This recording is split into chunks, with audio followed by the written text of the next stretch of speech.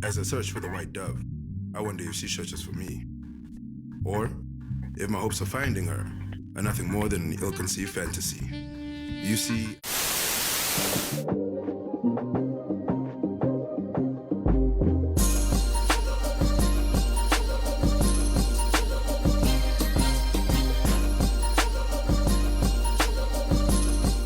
Salutations, mortals, and welcome to From the Jump. Today, we have a special guest that I know is gonna rock the building, all right? This man is so intense that the first time I saw him DJ, I kind of actually just lost the entire night that night at Zula. But Akio, yo, man, thanks for doing this, and please let these people know who you are before I, go crazy. It's all good, man. It's DJ Akio, formerly known as DJ ID. So when I'm trying to talk about what I do, man, first and foremost, I do a lot of things, but it always starts with the DJing, man. The DJing is always at the top. That's what I do. And then all the other things kind of stem from it. So I do a lot of events promoting, consulting kind of on youth culture and trends. And I've also managed artists. Those are really the main things, man. But also all types of different stuff within the music industry, man. I try and be like a tastemaker and a plug, put things together, always kind of have my hands in different things behind the scenes. But first and foremost, DJ, always. Yeah, the love of the music. The love of the music is where it's at, no doubt. And I was actually going to get to that. I'm glad you actually brought that up. You literally wear so many different hats, from managing, and not small artists. It's not like you were managing some obscure talent that nobody knows of. You've managed some really hard hitters. I mean, the KO, the cool out parties that I've been to, I can't put that out on video, but let's just say they were ridiculously wild. Yeah. I remember as Black Volcanite, we performed, we opened for Loop Troop at one of your events as well. And one of your events got me fired from one of my first jobs. You got the story for that. What happened? Shit, I actually never wanted to tell the story. So basically what happened was,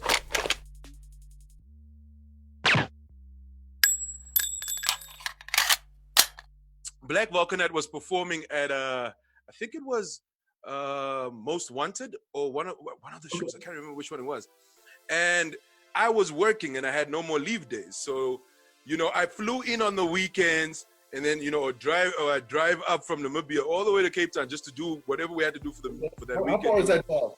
It's about 1,448 kilometers, right? Something around there. So how many hours is that? If you drive at the speed limit, most people do it in 15 to 16 hours. I do it in about 12. Okay. All right. Yeah, so you do it how you do it. It's because I don't stop a lot. But anyway, that's besides the point. So after I realized I didn't have any more, leave days, and the show was coming up, and I was like, I can't miss the show because Mark wasn't gonna be able to make it. Ali was gonna be alone, and we're booked as BV. We can't just be one dude. So that night was wild though. Hey man, I enjoyed myself. It was what I got tonight. I got this tattoo as well, and then I got back, and then the job was like, yo, you need to bring your passport and come to HR. Damn. But how'd they know? Was it because you missed work? Because back in those days, we didn't have Instagram story or anything. So it's not like you said you couldn't come in and the next thing you know, you're just out here Facebook got me. The event was publicized, and okay, yeah.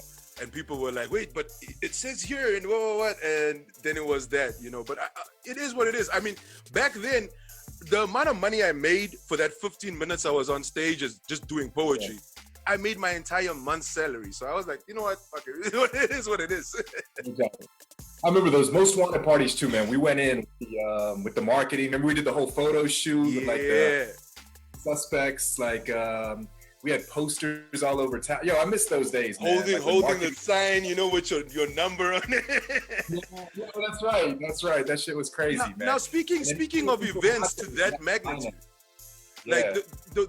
the fact is, you guys really pulled off some stuff that has never been seen before, And can you tell us a bit more about the driving force behind wanting events like these, like Most Wanted, like KOL events to come through? Did it come more from it just not being there, or was it a driving force of look, man, this is what we want and this is what we're gonna do? I think from the beginning, man, Cool Out started as filling a void. Because, you know, Cape Town had always been kind of like the center of what was considered real hip hop. You know what I'm saying? Like Joburg was Joburg, but Cape Town was always like hip hop in its purest form. And when I first moved there in 2007, 2008, like, you know, every scene is like ebbs and flows, you know what I'm saying? High peaks and valleys. Yeah. And when I got there, it was like just after the end of before Zula was the lounge and Reiko and Hama were doing stuff there, and then they were also doing stuff at what's it called? Mercury. All of that shit died, and everybody was moving into like, that's when Cybot left hip hop and started doing glitch. Waiting Room was bullshit. Marvel turned into like super commercial, and there was no like real, what we considered was real hip hop. You know what I'm saying? Like for the heads. Back in those days, like for me, I remember like if you're a head and you want to hear some shit that you liked, you had to go to some grimy ass spot in like you know, those places that you go to in the winter and you'd still have to keep your jacket on. You know what I'm saying? Like, you know, one of the things that I've always tried to do is like take the type of music that we liked, which wasn't always like commercial. I mean, we're obviously more commercial now, but put them in commercial spaces. You know what I'm saying? So what we did is we took what we considered real hip hop, old school, alternative beats, and then we put it in Waiting Room, which at the time, people don't realize it now. People go to Waiting Room now and think it's like hella diverse. But back in 2008, man, Waiting Room was straight up white. Like, you know what I'm saying? And then, so we brought a black and colored crowd there, started doing hip hop, and they didn't even know that we were doing hip hop. So they're like, all right, cool. I went to present to them. And they said, what do you want to do musically? And I knew they wouldn't let me do hip hop because they were anti-hip hop. Yeah. So I made a mix, and it was all like instrumental stuff, type stuff. You know what I'm saying? And I submitted it to them like that, and then they're like, "Yo, this is dope." So then we started doing it. They gave us the first Wednesday of the month, and then we slipped in the open mic because that was another thing. Back in the day at Zula, they used to have this thing called what was the name of that party? I can't remember the name of the party, but it was like an open mic situation for poets and stuff like that.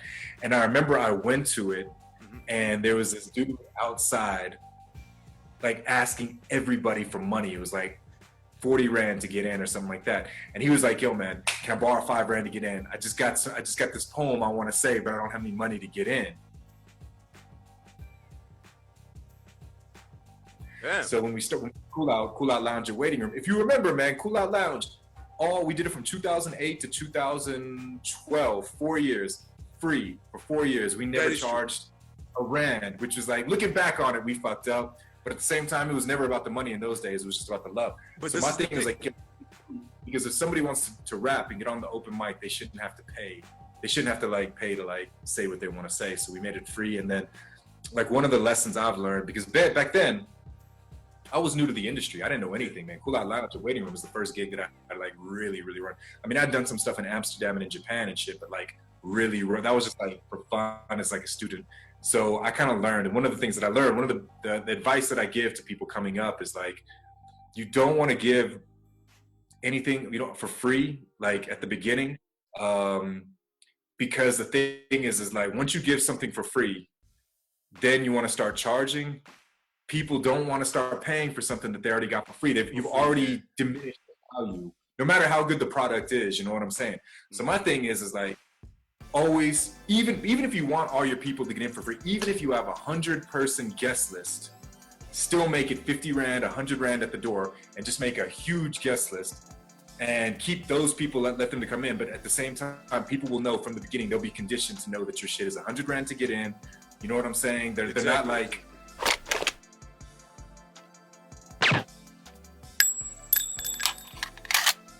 the thing is like, if it's free, or anytime you raise the price, and we've done that, like with Coolin' in the City that we did on the rooftop, like we have at Increase where we raise the price, but every price raise that we've done has always come with a visual upgrade. You know what I'm saying? So got you. Now we're charging 80, but then you walk in, the sound system is twice as good. Mm-hmm. You walk in and we fixed up the blunt room, you know what I'm saying? Like it's all like completely redecorated. So every time that I've done like a price increase, I've made sure that there's something noticeable that you've seen. And that's to justify. You know that you're getting a better. And that's the difference, you know. It's not just the thing about, okay, cool, it's another year, people are coming through to the party, we're known, so we can increase the price. It's literally a thing of, let me give them a little bit more value, you know, keep them coming back. And yeah, I'm increasing the price, but I'm also not doing an astronomical figure. And this brings me to another thing. As you actually already answered one of the questions I was going to ask you, which was, you know, if you had somebody that was coming up that you could give advice to, what would it be? And that is perfect advice. Never undervalue yourself from the jump. I totally agree. You know, if you tell people from the beginning, yeah, it's free, they're gonna be like, when you say it's a grand now, they're gonna be like, oh, come on, bro, come on. Yeah, I know exactly. You know how it is, man. Yeah, so here's like another thing that we started doing as well. Like we just started this new event called Stress Free last year. And what we started with that is we started doing pre-sold tickets. And again, just because we want to condition people from the beginning to know that there's pre-solds, because we want to get to a point where, because the space only fits like 250 people, so we want to just do pre-solds. We started from the beginning. So even the first event, we sold like 30 pre-solds, you know what I'm saying? We still had 250 people, 30 pre-solds. Next event, 50 pre-solds. And another thing that we do is all our guest lists, we don't make a list at the door. Everything is issued through free tickets, complimentary tickets that are emailed. So again, it just kind of conditions this whole ticket system, you know what I'm saying? And also it just like allows us to, well, one thing, like the door, can we talk about running the door? At Get in it. So for me, there's a couple jobs that everybody should have at some point in their life. Mm-hmm. One is everybody should be like a waiter or a waitress, because you just like build character. But the other thing that everybody in there should be at one point in their life is a door girl. Because if you're weak or if you are trusting and a door girl, you will get walked all over. Everybody will hustle you, man. Like that. Hard, quick. You will learn. You will walk away from your first day as a door girl. And when I say door girl, I mean that either gender. Yeah. You will walk away from that shit having less respect for human beings. Straight up and down. Low. People will stoop to save 40 rand. 20 rand, and people will come up with the most elaborate lies. Oh, I know this person. I know that person. Oh, Akio said this. Just to save 20 rand. I don't know what it is. Nope. It's just a human thing. I swear it's like a thrill thing. It's like a thrill thing, you know? They're like, people want to be like, I get it. Girl, you can't take shit from nobody. What? Your name ain't on the list? Sorry. I don't care. I don't care if you know Akio. Whatever. Your name ain't on the list. So a lot of things that we do now is like we issue these tickets, girl doesn't even have to check, because that's another thing. Is like we have a list that gives an opportunity for people to hustle, because they'll be like, I don't see you. Then they'll be looking on the list like, oh, there I am. Yeah. Down the entry. I'm right there. I won't lie. I mean, we've all pulled that move at least once, where you're like, no, my name is Bob. I'm Bob right over there at the bottom, you know. And as you say, this is a thing of continuously innovating as things move and as we progress throughout the industry to realize, hey, look, man, that guest list thing, it doesn't work the way we used to. We got to upgrade it. People have gotten, you know, they've caught on to how to work with it. Now, I would ask, you know, because you have, as you just alluded to, you've played Amsterdam, you've played so many venues. Like, I don't even think you remember all of them. But of the ones that you can remember, where is your favorite place to have played? Like, out of all of them, where is your favorite place? I can tell you like right now. So, okay, like the way that I went with my career was like about 4 years ago. I think it was like 2016 when I quit management. So at that time, I was managing Reason, Loot Love. We were doing some stuff with Ginger Trill. I mean, I was Cool Out, not so much me specifically, but at one point, 2017, I gave them all 30-day notice because I was going to focus on my own shit. Because for a long time, and I had Cool Out going, and then once I started managing Reason, that was cool because we did a great thing with this career. But at some point, I was also just like, you know what, man, I didn't get into this for somebody else. No, it's been a dope time. But at some point, man, it's like, yo, I still want to do this for myself. So I decided I was going to focus on my own shit. And then as a DJ, that's also like when DJing blew the fuck up, like 2012, once PC DJ came in, and also the middies. when midis became readily available, everybody became a DJ. You know what I'm saying? Like everybody started DJing.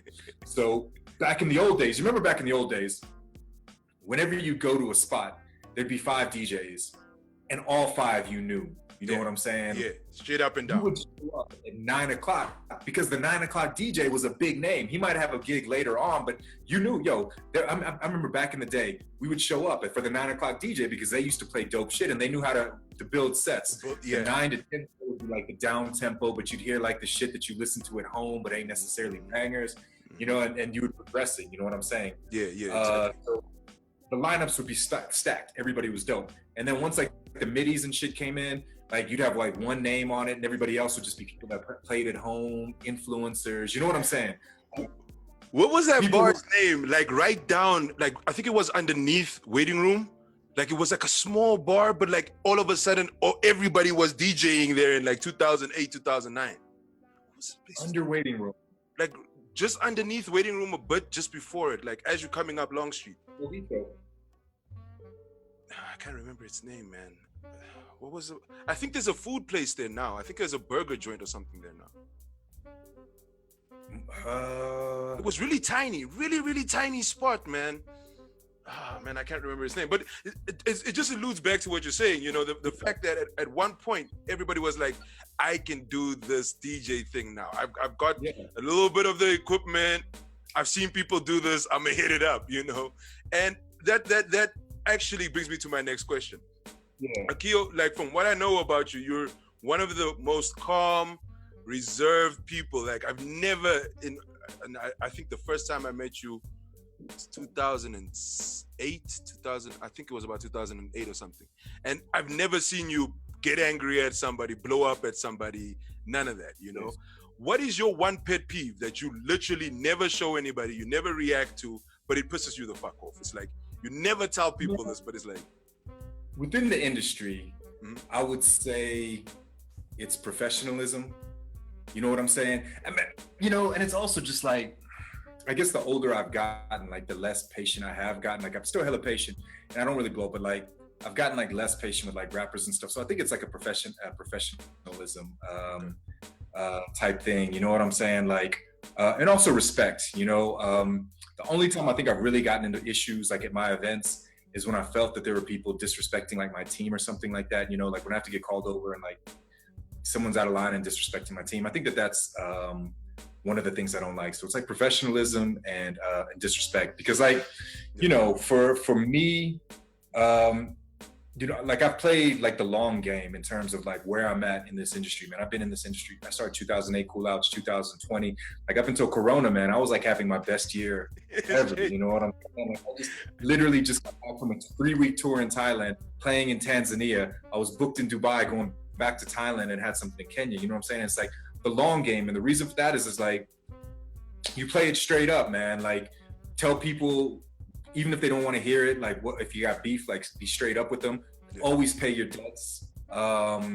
You know, especially the people that came before me, I always show respect, unless they've disrespected me or not cool to me. Like the people that came before me, man, I always pay respect to them, because like in the same way that the kids are making more money than me because of the shit that I've done, like the people that were ahead of me, most of them outside of like Ready D, like didn't make any money. You know what I'm saying? So like if it wasn't for them, you know, the people in my generation wouldn't have been able to make it. So always trying to be as respectful as possible.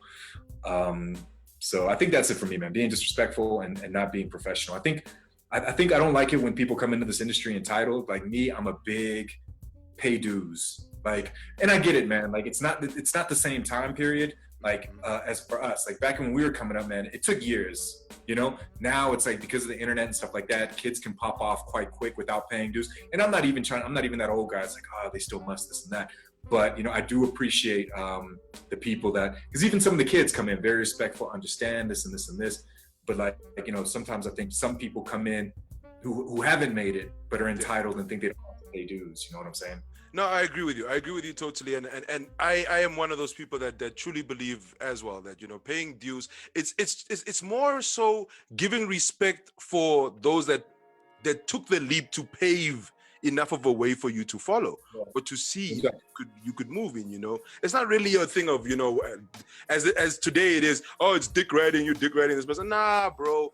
Sometimes it's really just being about, like, you know, look, the shit you've done has allowed me to get to where I am. It's allowed me to see a path. And in that, you know, I'm just saying thank you. You know, I don't think that. It's also like putting in the work. So I'll give you a good example of someone from the new generation who's paid dues. Like Youngster, for me, paid dues because I saw him, man. We were one of the first people to book him because I saw him at the Neckies Festival. That dude was doing shows everywhere. $500. Everything, working with everybody. That dude paid dues. You know what I'm saying? Like before he still hasn't even popped off to the extent that he could. Like for me, you know that Drake line, I'm a rookie and a vet. To me, that's Youngster. I'm just like, the dude's like, I mean, I guess he's not that young anymore. He's like 20, isn't he like 27, 28 now? Yeah, Youngster, like he's turning 20. I think he's turning 28 at the end of this year. But you're totally correct in that. I mean, look at how he did his come up, right? Youngster released like how many mixtapes before he actually like it was ridiculous. He just kept pushing them out. So to me, that's like, yo, he paid dues. You know what I'm saying? So I guess that would be my answer. Yeah, no.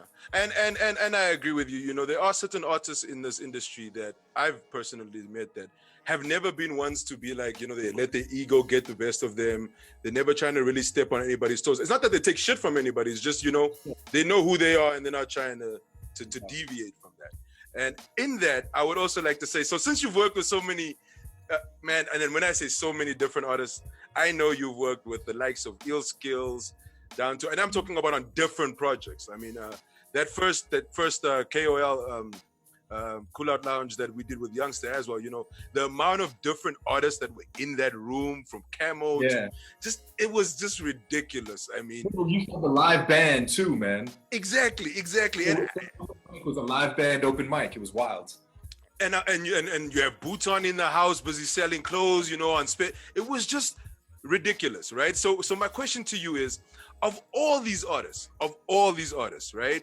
Who was the most wild one? Like, who was the one that you were like, man, that's homie right here? Locally or internationally? Locally first. Let's stay with the locally first. We're gonna go international as well. You can answer for both. Let me think. Okay. Oh, that's easy. That's easy, man. Locally, the wildest. Man, that's close to home. That was wild. I won't lie. There was some wild nights. All right, internationally, who you got?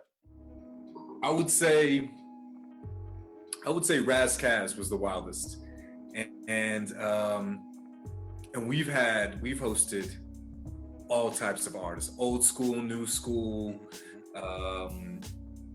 big like artists as big as Anderson .Paak, like everybody. But to me, the wildest was Raz Kaz, man. Raz Kaz, he was about partying, getting girls. Like, I mean, a lot of the dudes were, but like Raz, like he was running hard. He was just a loud, crazy dude, man. He was cool. Like, I would say he was probably the wildest. No, that's beautiful. But you know how artists are, man. We always gotta let go when we gotta let go. You can't always just be in that artist bubble. Sometimes you just gotta be who you are. And that brings me to my next thing. As you just said, you guys have brought so many artists to Namibia. Namibia, South Africa. You see, I've still got my head all mixed up. But you guys have brought so many artists to South Africa that nobody would have thought, like, how do you even get in touch with this person?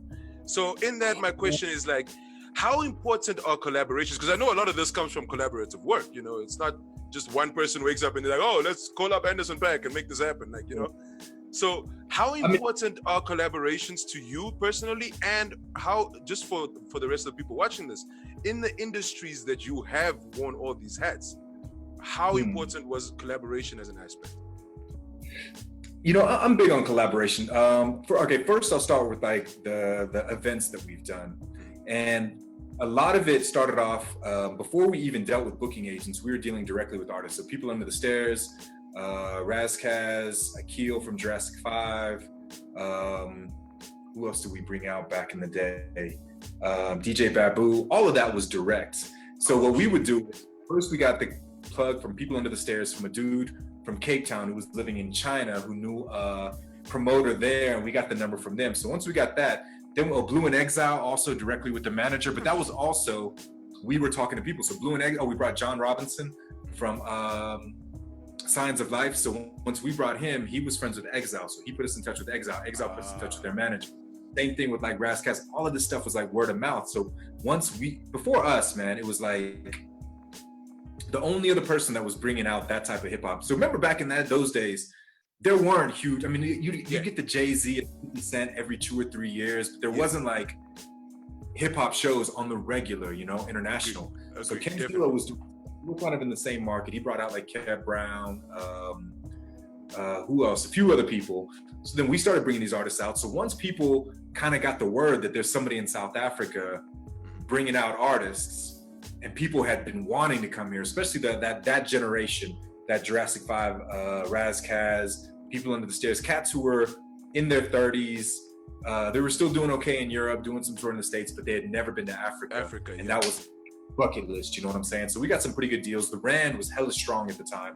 So, our reputation was good. Everybody came out, had a great time. We paid what we said we were gonna pay. We lost money all of those events, but we still paid what we owed. And then from there, we started slowly getting sponsorships.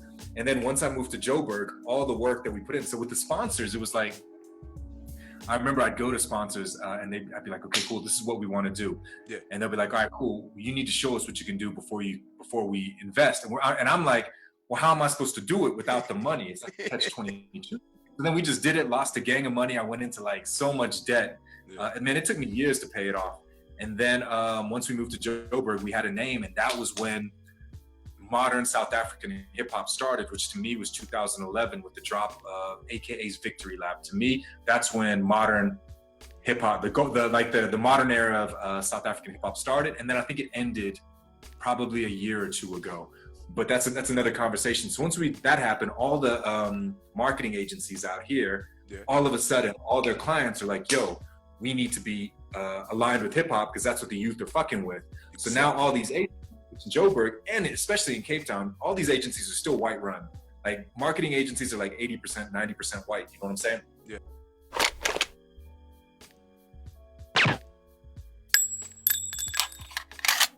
So they had no clue on what to do.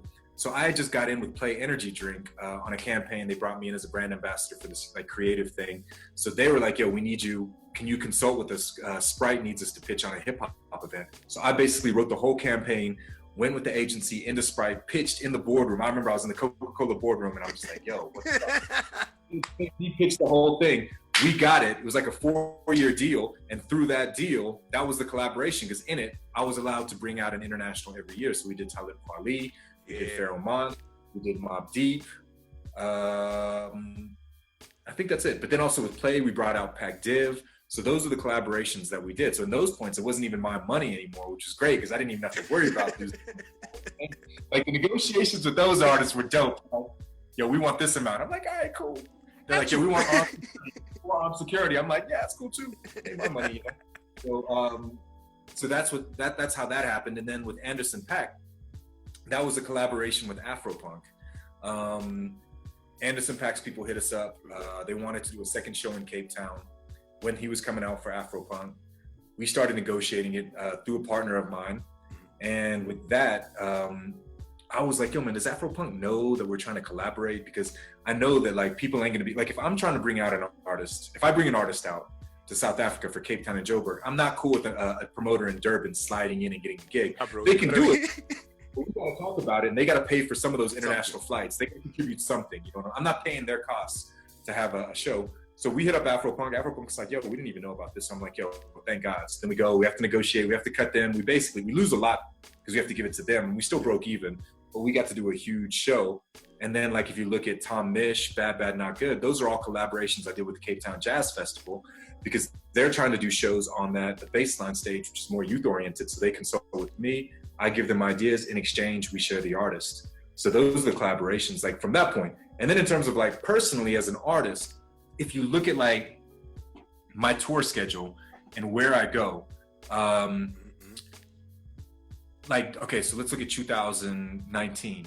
That's Stockholm, Sweden, Hamburg, Germany, Berlin, Germany, Frankfurt, Germany, Amsterdam, London, Paris, Oslo, Norway, Bangkok, Thailand,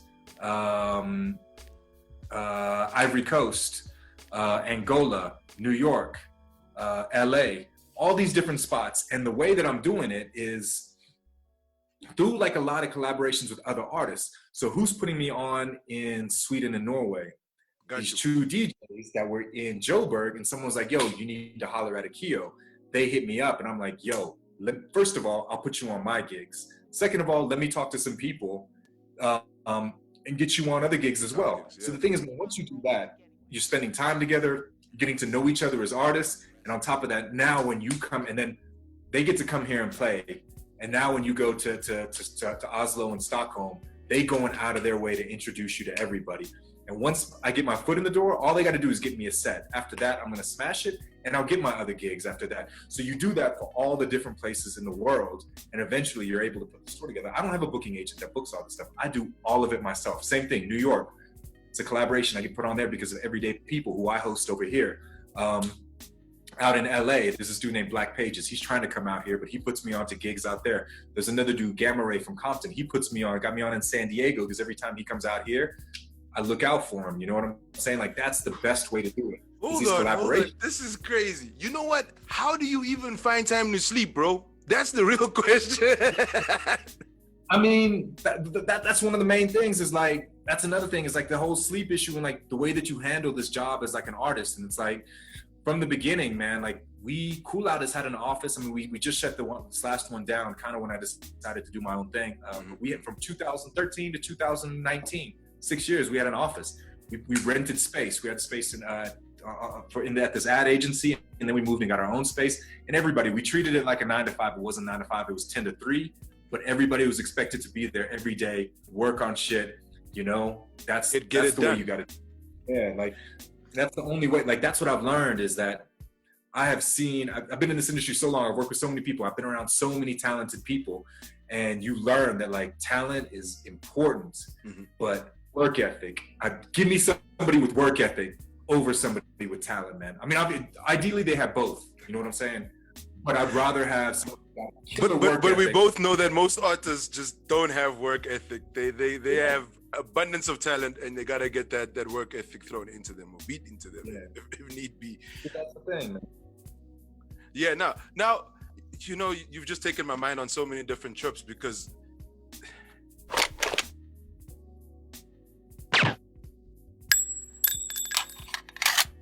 for me, collaboration is, let's just put it out there. Collaboration is important. We all know collaboration is important, but the quality of collaborations, you know, that is the other thing.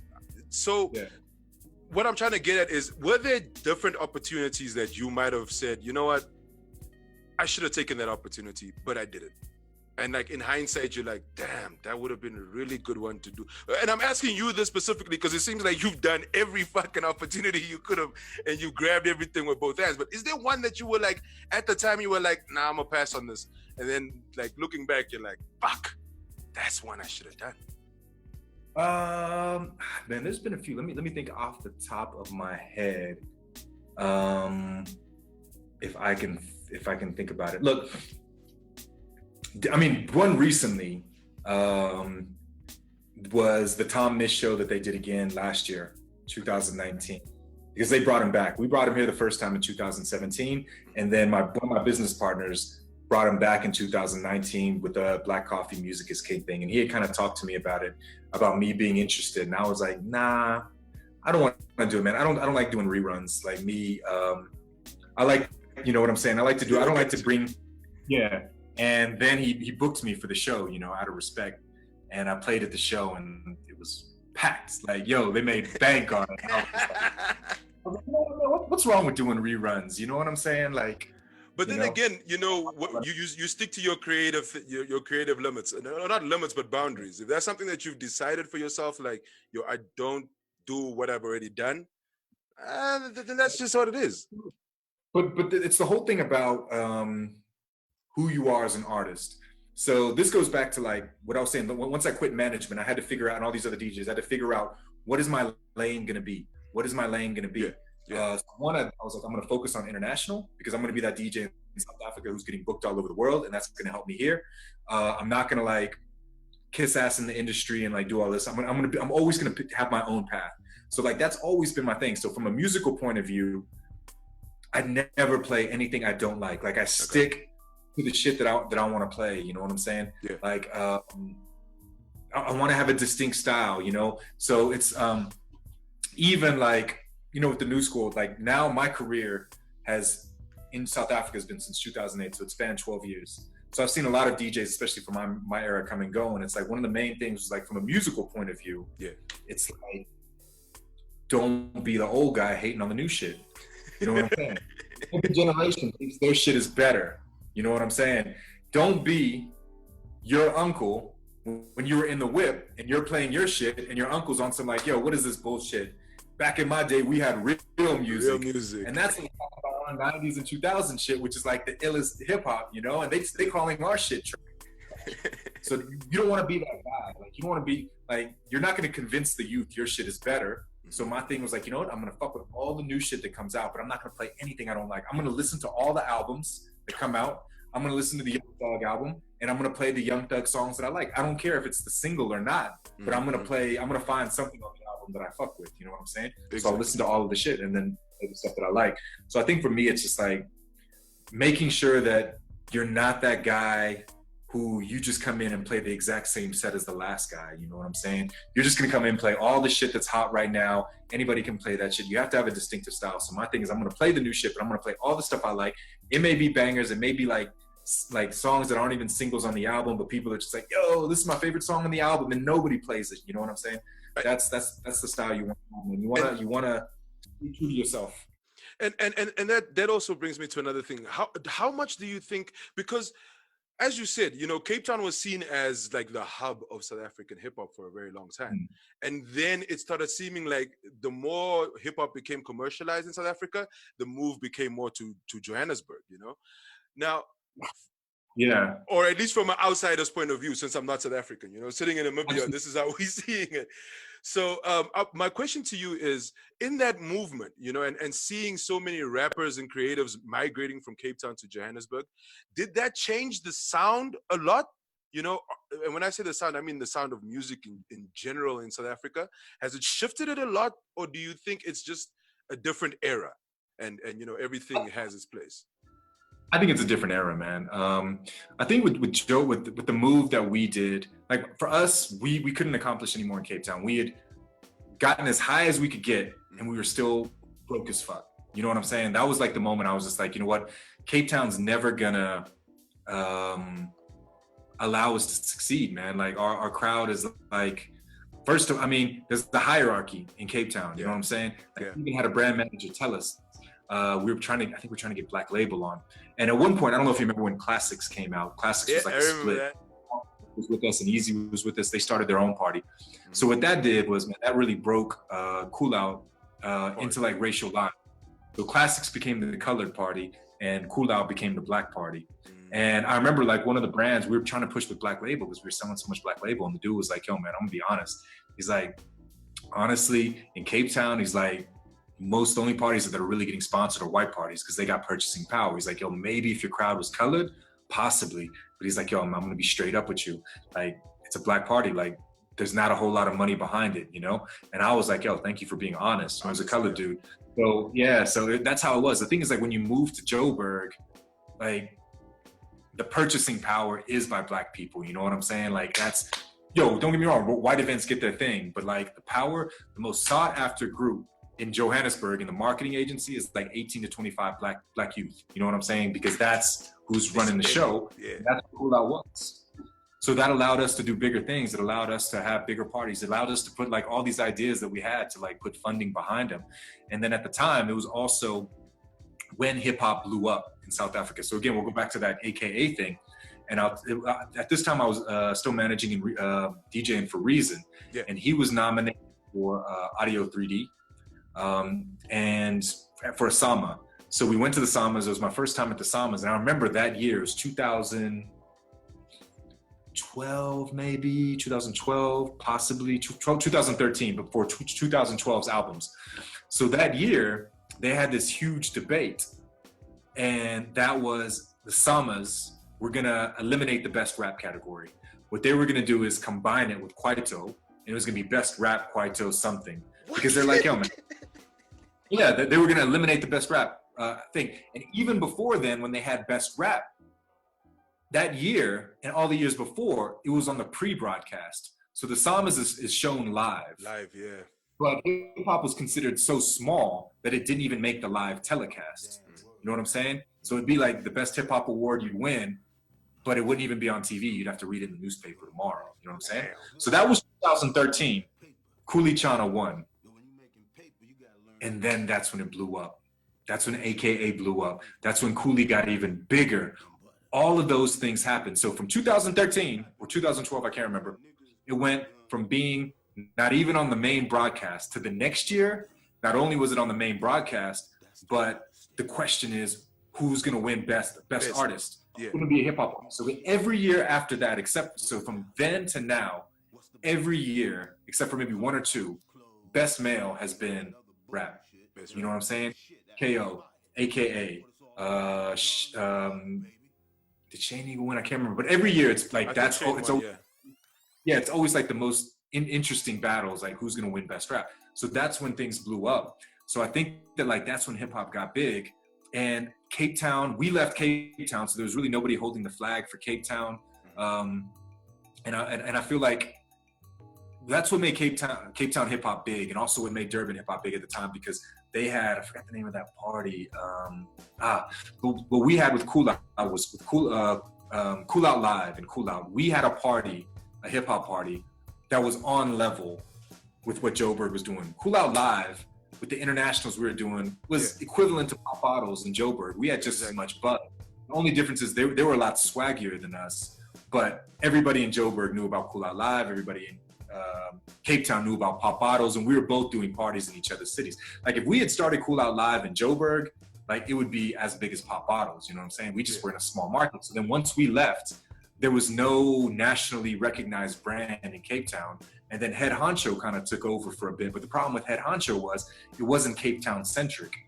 Like you can say whatever you want. Like we did bring Joburg artists down. We brought international artists down, but we were Cape Town centric.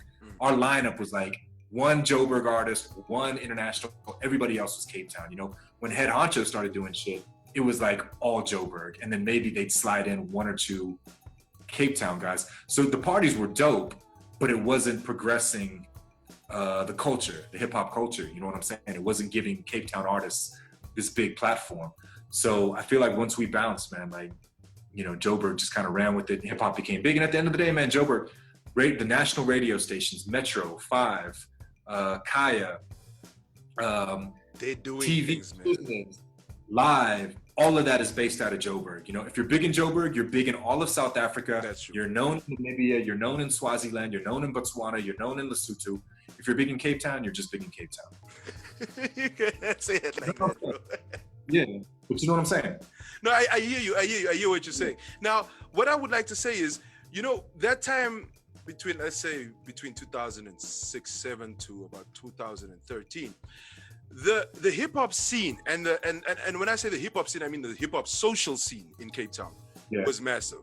And I'm not just talking about the parties. I mean just people hanging out, going to neighborhood and just, you know, having drinks, food, everything. What do you think changed in that people don't see that interaction between artists as much as it was? I mean, I remember sitting down with Laz Gola, with Cooley, you know, Flex, them were there. You got Tumi from The Volume. Everybody, and this is just a random Wednesday. Everybody just chilling at neighborhood, having some food and drinks, just shooting the shit, you know, just having some jokes. But what happened? What do you think happened that changed that interaction? Or do you think nothing happened? I think it's still the same interaction. I don't, man. I think there is the same interaction. It's just a younger generation. So what I mean by that is like what I noticed is like when I used to hang out in neighborhood or all these other places that, you know, all these other like even just like the dinner parties we used to host at our place, all these other places where all these different creatives were. Yeah. All the most talented creatives from maybe not up until 2013, even up until 2013, 2008 to 2012, 2013, the most talented, 90% of them, where are they at now? They're all in Joburg. You know what I'm saying? Very true. Very true. They all moved to Joburg. They all migrated. All of them at some point reached their ceiling in Cape Town or got over it and it's like, yo, man, I'm going to go to Joburg because there's infinite possibilities, you know what I'm saying? There's no limit here. So everybody kind of eventually moved. A lot of people stayed as well. So what I feel like is that there's still that culture in Cape Town, but it's all kids that are like 22, 23 that you don't know, you know what I'm saying? And they're all eventually going to move to Joburg, probably as well, once they hit their peak. Do you think there will be a resurgence in Cape Town as there was when you guys were there? Do you think there's still enough gap for it to happen again? I don't know, man. Like I thought so. Look, I still play in Cape Town a lot. So when I'm in South Africa, I do 3 weeks in Joburg, 1 week in Cape Town every month. So I go to Cape Town, do about 4 gigs, fly back, and then do the rest of the month in Joburg. And for a while, I did feel like there was a lot of things popping off because Uppercut took over at Waiting Room, was doing their thing. Then there were a few other spots that were kind of doing some nice things. Yours truly was doing some cool shit. You know, there were a few things going on, you know? And then it just and then I remember, there were a few promoters doing their thing. And then like Uppercut and Waiting Room kind of started to fizzle out. Yours truly kind of took over, but at the same time, there was no live platform. Coco and Gold Bar started blowing up as well, but like they're not really putting on Cape Town artists. And then like the platforms kind of decreased. But the one thing I do like is like amongst the DJs and the different promoters in Cape Town, I really feel like they're not working against each other. All right. You know what I'm saying? They're cool. Like everybody's booking everybody. While I think in Joburg, it's much more competitive. People are really working kind of against each other. While in Cape Town, it's like more love. You know what I'm saying? Okay. Which wasn't always the case. I remember it wasn't always the case. There were clothing labels were beefing, promoters were beefing, everybody was beefing at one point. So I don't mind a healthy beef. I don't mind a healthy beef to push me to be more competitive. You know, like, you know, we had. I mean, I wouldn't say we beefed with Classics, but they were definitely rivals, even though they were friends, and they pushed us and we pushed them. And Pop Bottles as well. I would say Ken Zero and Party People was definitely a rival. I mean, not a rival, like it was competition, but it wasn't. Yeah. We didn't want to do bad. Yeah, we just wanted to do better. You know what I'm saying? So they pushed us. Zero pushed us, and then even when we got to Joburg, there's Music at Last, and they pushed us to do better. A lot of other stuff. So you know, a healthy competition is good, but like it's also good. Like you don't need to be like talking shit and like undermining and stuff like that. Which a lot of that happens. A lot of it happens. Way too much of that happens around. And I think just, I don't know if it's the era we're in, but even in Namibia, I've seen it happen in many countries, like in the creatives I've been speaking with. It seems like a common thread, and I don't know why it's happening. But that aside, let's get into the nitty gritty. All right. Now we got to do some of the questions whereby, none of these questions, by the way, were the ones that I'm supposed to be asking you. This is just conversational. So here comes the most important question of the interview. This, I need you to focus, Akio. Like, this is the real one. Right. Superheroes or supervillains? Anti-heroes, counter supervillains. You got to choose one category and why. Growing up, I was always a superhero guy. I cheered for the superheroes. Like, I wasn't, you know, if you were to say Batman or Joker, as much as I fuck with Joker, I'm a Batman dude. You know what I'm saying? I was always like a save the day kind of person. You know, I think I never tried to be the villain. I always wanted to be the good guy. All right. Good answer. I love a good villain. Like that's one of the things I'll tell you. Like what I saw with like AKA's career, for example. Like I'm just like, yo, that dude is a WWE. He understands how to play the heel. He understands it. Like that dude gets it. Like half the shit he's saying, he's just saying to piss you off. You know, like I dig the character that he did. You know, He's a good villain. He's a good villain. I'm not gonna lie. He has mastered how to and at random. It's like he can do it at the drop of a hat. All right, I'm gonna play the villain real quick. You know, it's hilarious. Okay, hold on. And then next question, right? So this one is specifically for you because you really pissed me off on Instagram, dude, with your food posts. Okay, and it's always because of the ramen. It's always the fucking ramen that you be doing. But this is a question for you. Kimchi, right? Yes. So when I was in Beijing for like the 2 years that I was doing my masters, I had a lot of like South Korean homies that were like, you know, like everybody's just chilling. And then I found out about like Korean barbecue. I was like, hold on, the fuck is this thing? And then I fell in love. I was like, what the fuck is going on here? Kimchi is like the crack of all crack. You know, if crack was legal, right? How do you get your kimchi fixes in South Africa? All right, so out there? Yeah, it's out here. So the first thing I'm gonna tell you about kimchi is like kimchi, for me growing up, kimchi was like the constant like point of contention between my parents. Because my father's Japanese, my mom's white, you know what I'm saying? So growing up, at no point did you ever open up my refrigerator and there's like a 2-liter jar of kimchi, like next to the jug of milk, you know what I'm saying? And my mom used to hate that shit. It's stinking up the house, and she's like, we don't need to have it in here. My pops is like, nah, you're not. And then at one point, my dad started making his own kimchi, so it was stinking up even more. Yo, my mom hated that shit. So me growing up, it took me a while. Probably not till I was a little bit 10, 11, 12 before I started fucking with the kimchi. And then after that, I was on pops' side, and it was just, it was over for moms. You know what I'm saying? Like she had to take it. So in Joburg, I live close to Chinatown. So I live downtown in Maboneng.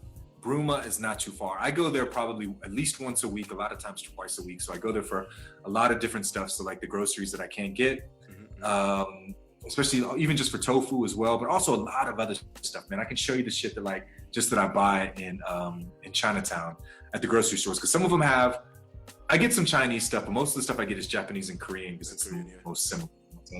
And there's 3 spots that's slaying kimchi. So I get my kimchi there. You don't even know how lucky you are, man. You really don't know how lucky you are. I haven't had ramen, like proper ramen, and I haven't had kimchi since 2018. You gotta learn how to make your own, man. You can make your own. Like, I know, but it's not gonna be the same. like Chinese out there, because like Chinese fuck with kimchi too. Like you just gotta ask around. Straight up. So for those people that don't know, kimchi is basically fermented cabbage.